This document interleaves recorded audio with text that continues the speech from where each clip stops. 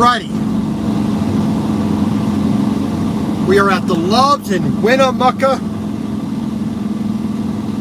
Nevada.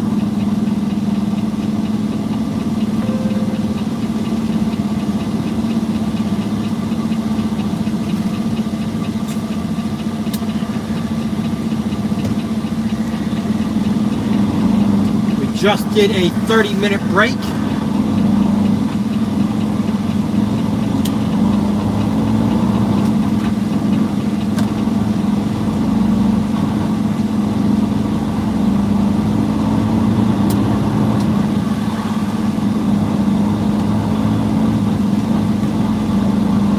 So we got 159 miles to the TA in Sparks, Nevada, i.e.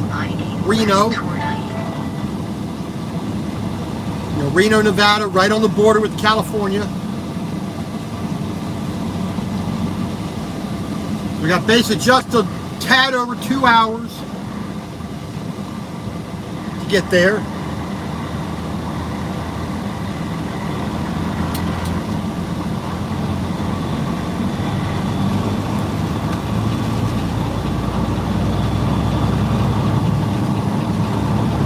Getting back on I-80 here, heading westbound from Winnemucca to Sparks.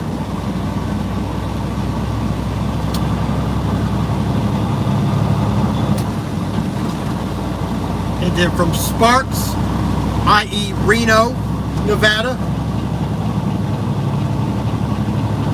we got about a 3-hour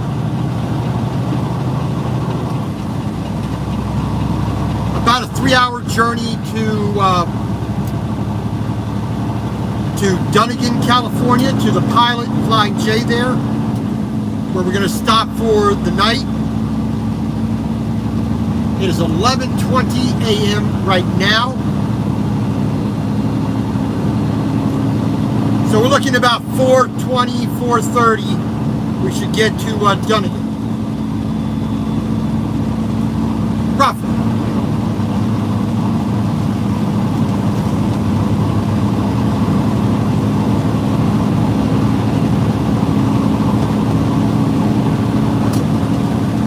As long as we can maintain top speed here in Nevada, 70 miles an hour, and as long as we don't have a single moment of slowdown in California, which who knows, we should have about 20 minutes, 25 minutes left on our clock for drive time at the end of the day.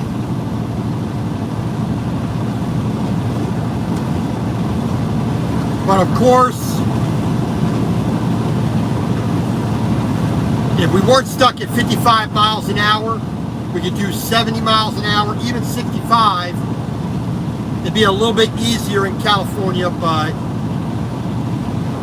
it is what it is.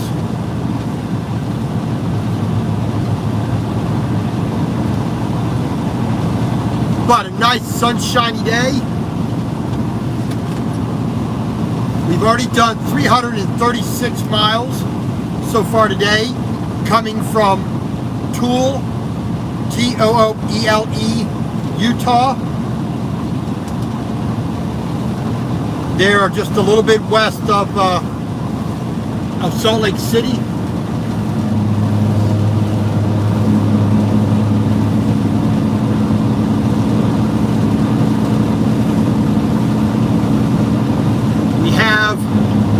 No more way stations to deal with here in Nevada, at least up until our stop here in Sparks, i.e. Reno. So we're good for that.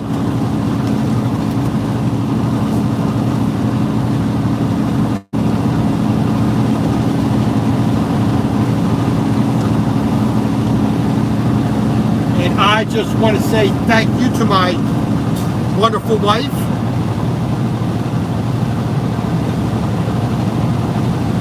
When I left my parking spot there at the Pilot Flying J, I put on my seatbelt, went around and went to the fuel island, and I was talking with her at the time, and took my seatbelt off, did my app selection on the phone to fuel up, fueled up my truck, made sure my binders and everything was still tight, washed up my windows, got back in the truck after I fueled, and it slipped my mind that I did not put my seatbelt on. Well, I sent her a picture of me, smiling and whatnot, like she wants me to do.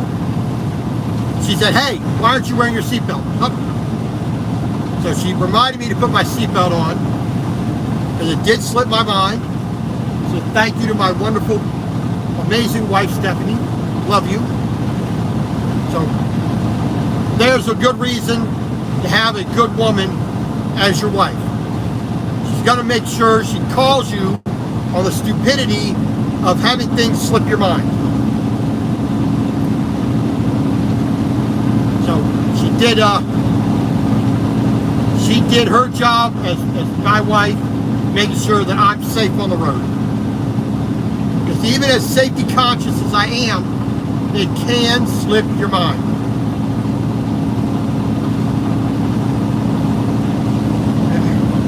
My world, my way, Helen. How are you doing, my dear?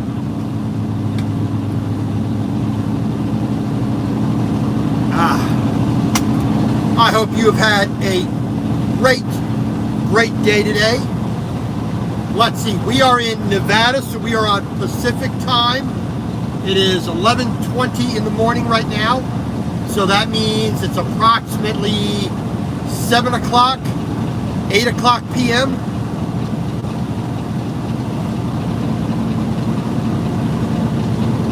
Mrs. Mercer, how you doing?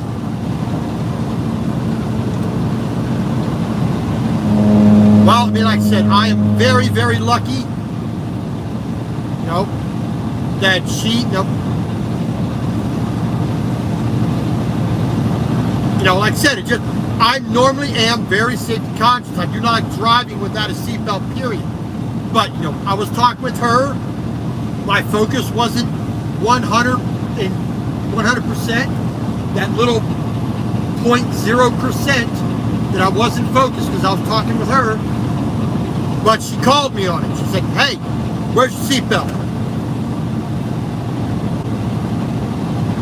So, thank God for her. And to all you other wives out there that make sure your husband is doing what he's supposed to be doing, well, I'm going to speak for your husbands in this. They thank you. They appreciate it. Because I know I do.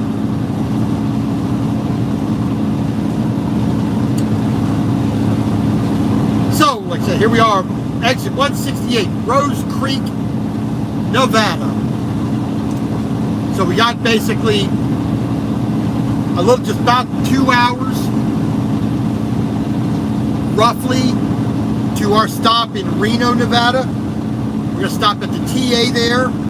We're going to check our load real quick, make sure that the chains, and binders, and straps, and flags, and tires, and lights, and mud flaps, and fluids, nothing is broken, falling off, missing, shifting, breaking, leaking,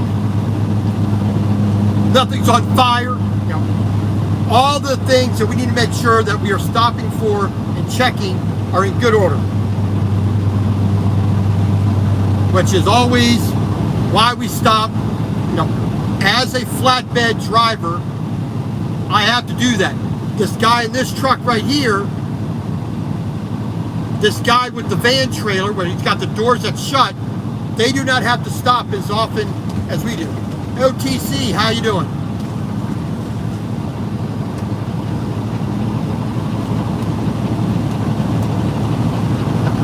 We got this guy on the side of the road, so we're going to move over away from him.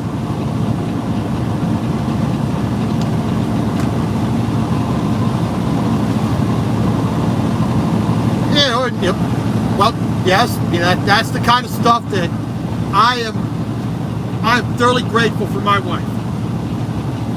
Bar none. I may sound like a broken record, doting on my wife, but I can't help it, and I won't apologize for that either.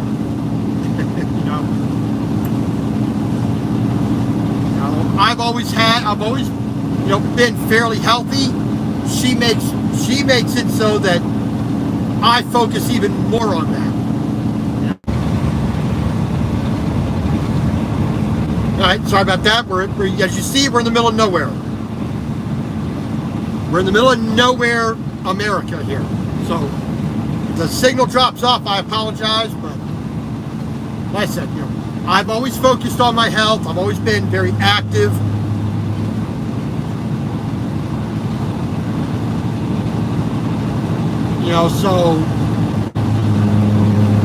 But she just gives me that extra little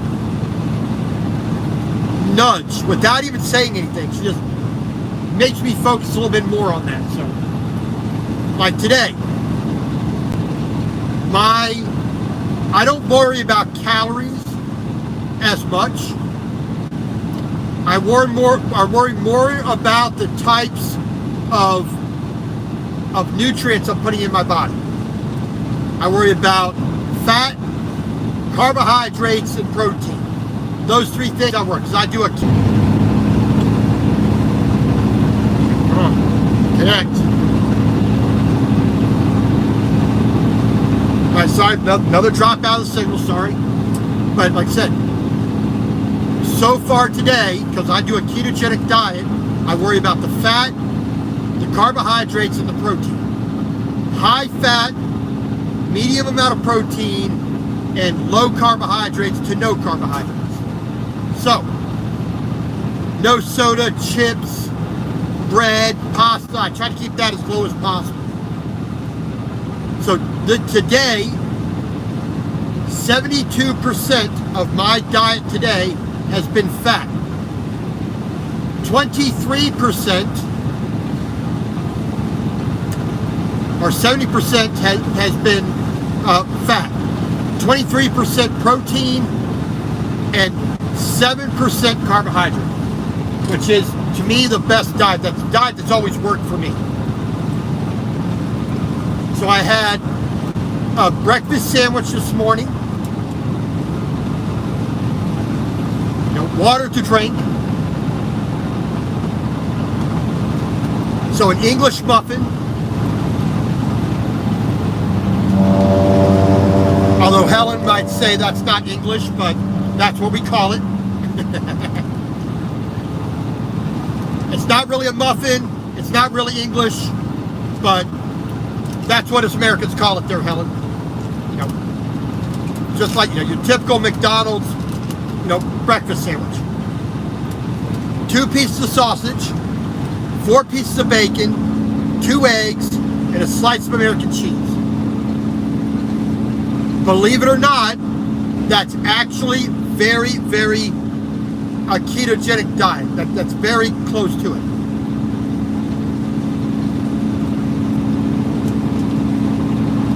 I've had a 5-hour energy drink.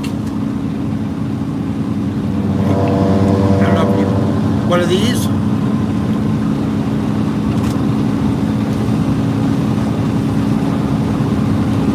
I have 2 little,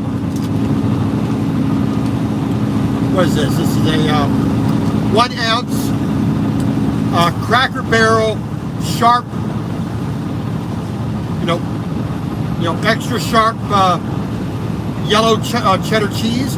I have 2 little servings of that, 2 ounces of that.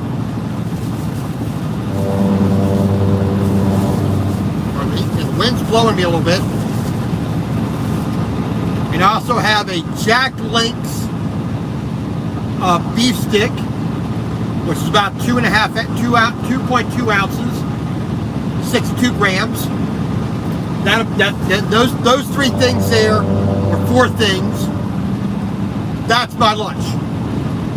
That brings me to 72% fat and 26% protein, and the rest is carbohydrate, like 4% for the entire day, which is really, really good for my type of diet, the ketogenic diet.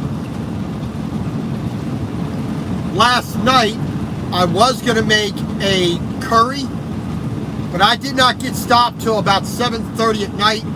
I was no way wanting to cook it, because that would have been another hour to cook, and I just was not in the cooking mood. I did break down and have a piece of pizza, a slice of pepperoni pizza. Despite the bread, the crust, i.e. the dough of the pizza, I was still well underneath my intake yesterday.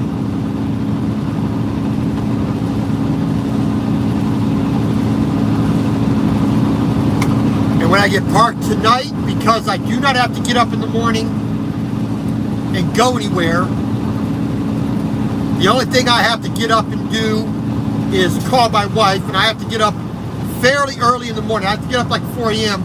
to speak with her at a good time, so I can have my 4 or 5 hours of talking with Stephanie and, make my day worthwhile.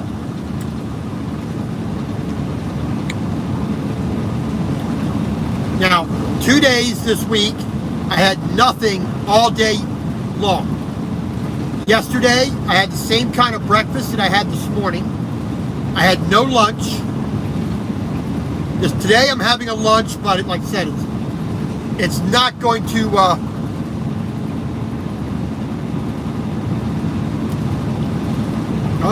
like I said, we are working on that, Helen. It's going to be, it's not what most people think is ideal, but we came into this relationship, this marriage, as we both call it,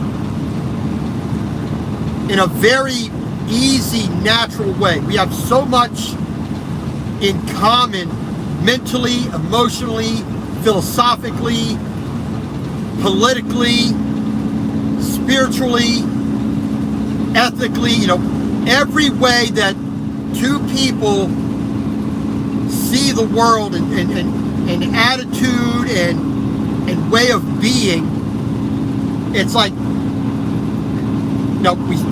we start off just chatting on Facebook, then we became friends, then we became best friends, and it's like we got to a point where it was like,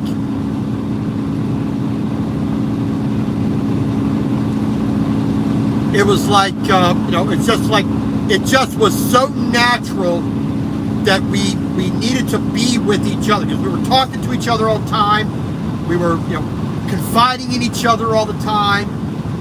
We just had, it just felt right. It's just like, this is the person that I was meant to be with my entire life. So,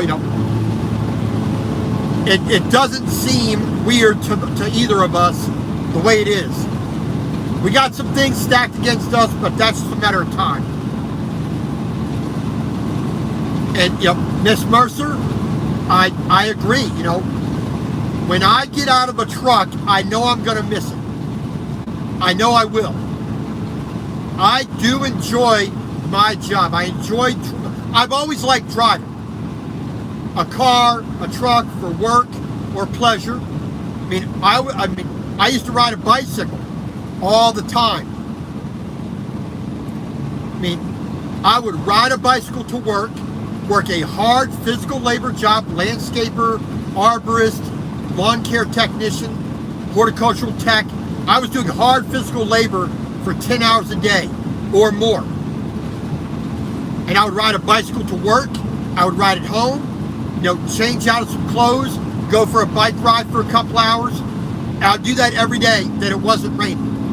And when it was raining, I would take the car to work all day in the rain, come home, put on my exercise, my cycling gear, put my bicycle on a stationary trainer, on a roller or stationary frame, and ride and pedal for several hours. The weekends when it was nice out, or even when it wasn't nice out, I would ride 120 miles when I wasn't working. So I've always been, I'm always used to going down the road in one fashion or another. And now I get to do that for work. And I know I'm going to miss it.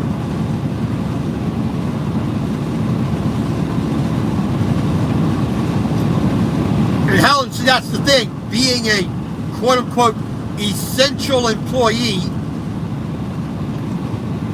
I think everybody's essential, but, I don't need the government to tell me that. But I've pretty much been immune to any kind of restrictions they put out there.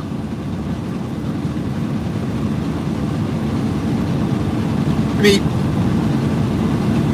where we are right now, this landscape. Let me try to tilt this up a little bit. There we go. A little more landscape, a little less hood. There we go. But, coming to the vast land that the United States is, and driving from the top of the Northeast down to the tip of the mainland Florida, all the way to the very southern, southwest corner of California, all the way up to the very tip top of Washington State, and everywhere in between. I get to see these places, quote unquote, at least just driving through, not really stopping and enjoying them. But I get the benefit of doing that.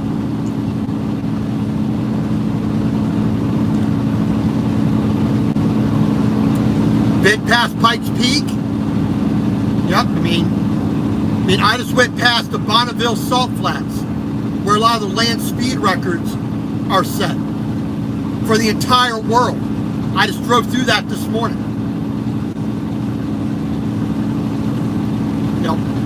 I can enjoy this landscape here, driving through it.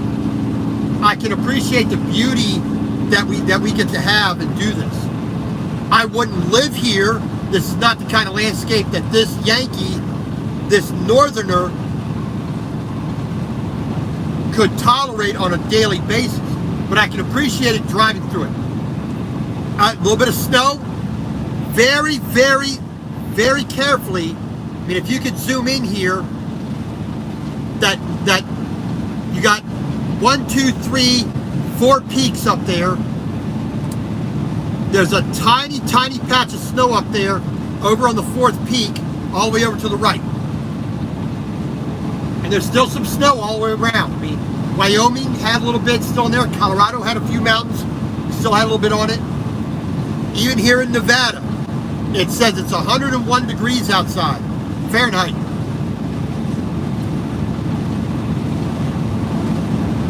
But there's even up top of there, there's going to be a little bit of, it's still high enough elevation that's a lot cooler up there than it is right here.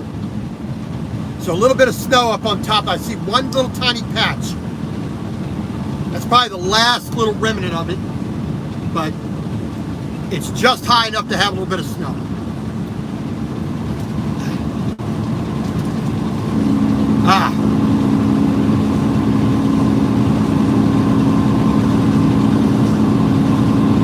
But I'm, driving a truck,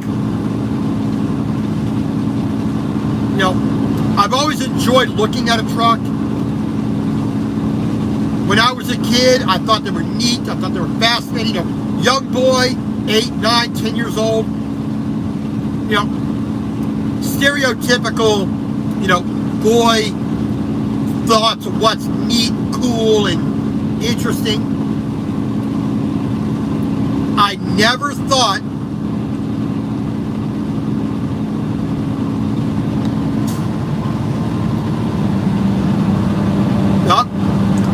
I'm sure that, I mean, I've been stuck in several places because of weather. I mean, Wyoming, the #1 place I've been stuck because of weather, but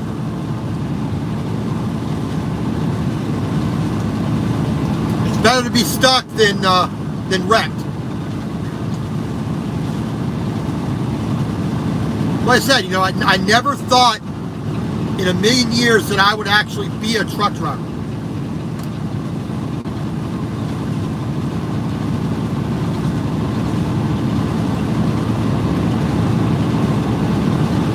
Around about the time I was 40,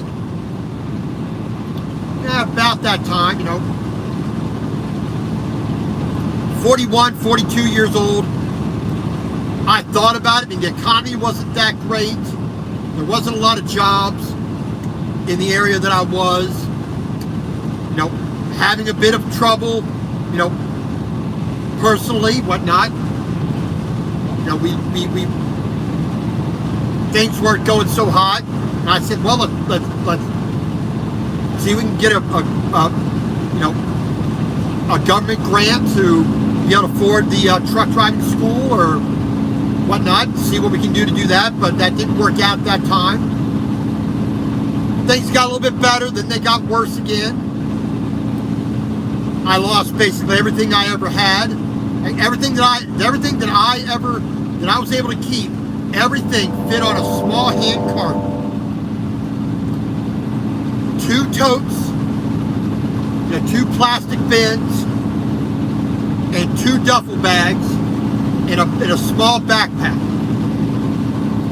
That was everything that I owned in the world anymore. Homeless. You know, I had to hide all my stuff in the woods. I had nowhere to live. I had nothing. I had no address. I had no ID. I had no way to get a job. I walked 6-7 hours a day, hanging little tiny pieces of paper on people's doors. Will work, cheap rates, whatever you need. Gardening, roofing, washing your car, walking your dog, digging a hole, weeding your garden. You know, whatever you need me to do. You know, and I did that for close to 4 months. You know, my sister, God bless her, you know, she said, I'm going to come up and get you right after it happened, right after I was made homeless. I'm coming up to get you. I'll drive the 800 miles. I'll come get you. She had nothing. She didn't have the money to spare, but she said she would do it. And I told her, I said, let me see if I can get myself back on my feet first. And, you know,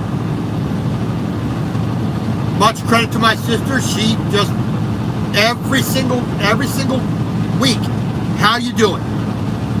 What do you need? Need it for a little bit. You know, I was able to get a few jobs. I was able to, you know, get a tent and be able to buy the food I needed and clothes, and I was able to use the local church, my local Catholic church, to you know, be able to bathe. You know, and you know, I know, you know, I have enough woodcraft and, you know, survival knowledge that it wasn't that bad, Helen. You know, it wasn't great. I never want to go through that again, but it wasn't that bad.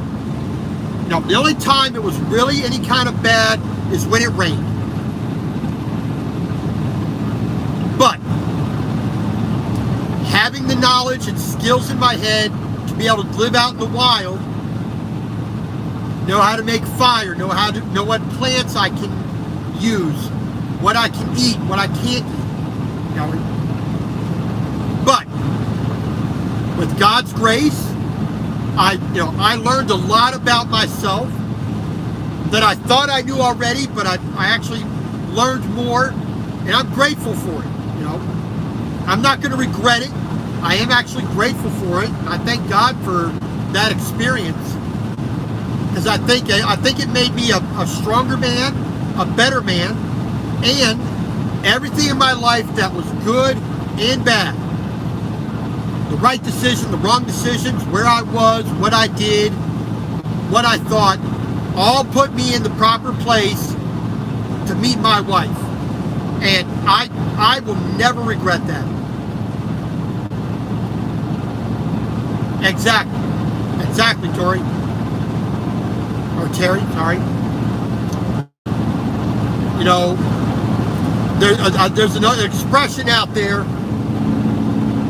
If you don't think you are strong enough, just remember, God will never put anything on you that you can't carry. If your shoulders aren't big enough, you just need to grow bigger shoulders, be able to carry that, what God gives you. He only makes you stronger. He never makes you weaker. You know, I mean, there's a lot in life that can utterly break you down to nothing. It's how you understand what God's motivation is. As much as we mere mortals and very finite beings can understand God. The finite can never grasp the infinite. But the infinite can always grasp the finite, which is bigger. You know, if God sets you a task in front of you, you can always rise to the occasion. It's never truly beyond you.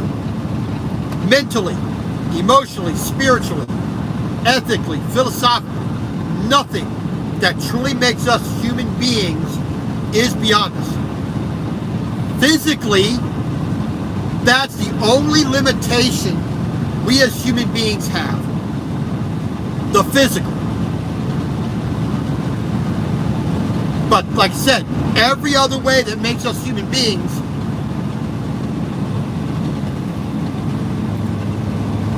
all it takes is reaching down inside of you, like I've had to do at times, and say, okay, this is a situation, how am I going to react? Am I going to break down and cry and just curl up in a ball and let it beat me down to nothing? Or am I going to look at myself in the mirror and say, all right, you stupid SOB, get off your butt, get to work.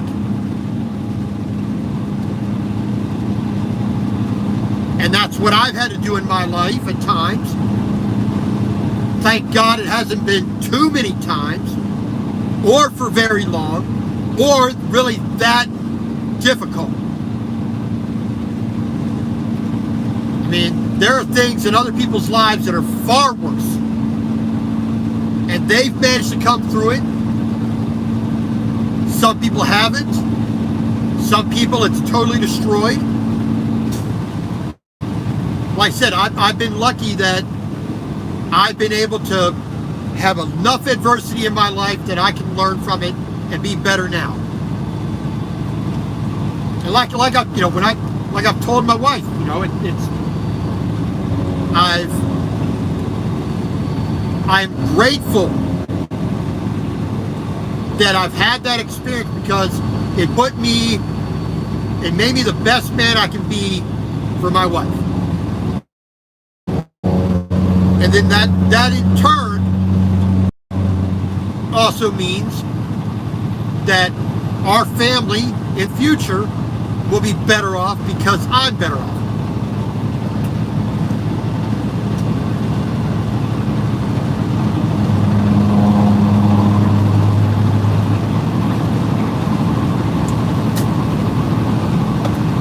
I know I didn't intend on this being a spiritual sermon, but life is life, and I'm not going to shy away from talking about it. Reno, 123 miles. Sacramento, California, 260.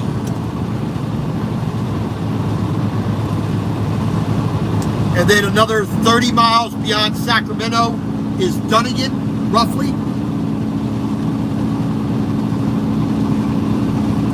Something like that. Right up I-5 there in California. Now, I could stop earlier in Sacramento at the 49er, but I really don't like that place. It's not well maintained as well as I would like. It's not comfortable. It costs too much. It's dirty. The parking lot's never maintained. As far as to my standards, I'd rather go closer to my delivery. Shift down here to lower my speed for the work area.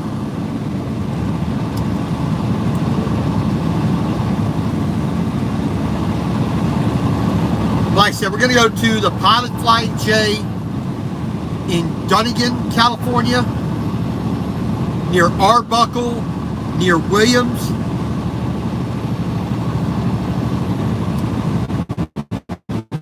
Whenever I go to the Sacramento area, this will be like the 6th or 7th time I've been in this area. I stop at the at this Pilot Flying J. A, free showers. B, laundry facilities. It's fairly well maintained. Good parking lot. There's definitely enough parking. On average.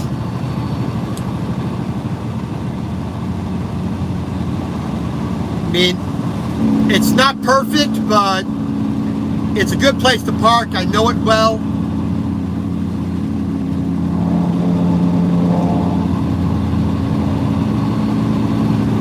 So we got about another 4.5 hours of driving today to get there.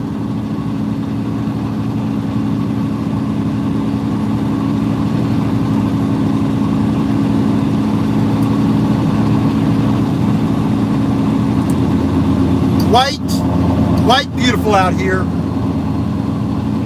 It's got its stark beauty. Of course, take away the all the stuff that man puts out here, the fencing and the road and the in the buildings and the telephone wires and all that jazz. But other than that, it's not too bad out here. To a point.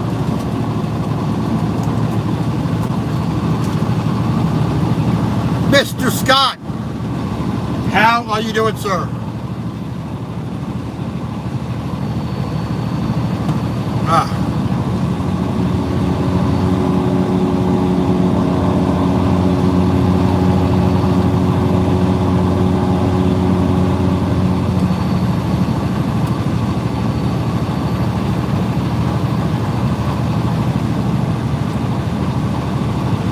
So welcome to Nevada, Interstate 80.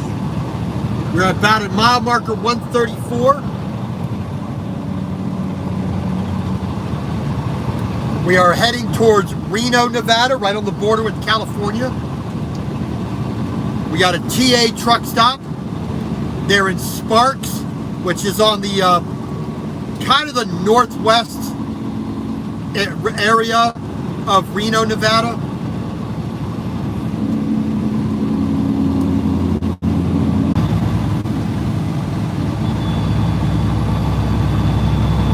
right, there we go. Sorry, down this little bit of a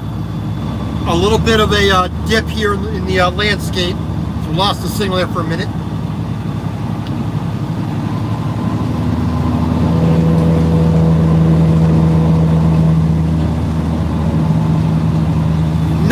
That's one of the reasons why I don't like the desert Southwest.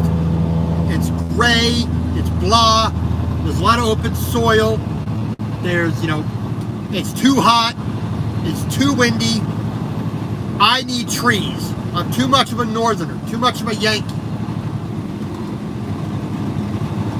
Now, I can appreciate the beauty of it, but not for long.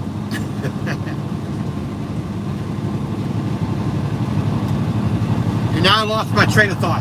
Blah, blah, blah. All right, like I said, we did get our California permit last night. So we can go into California today. Unfortunately, I did not get an annual permit like I usually do. I was only given a single trip permit. And because it's a single trip permit, We have a very specific route we have to follow.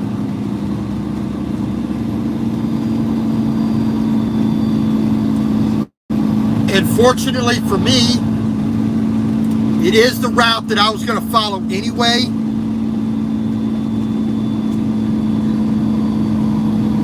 Yes, out here in the Nevada, Utah, Wyoming, out in this area here, you will see a lot of triples, a lot of doubles. You know, Rocky Mountain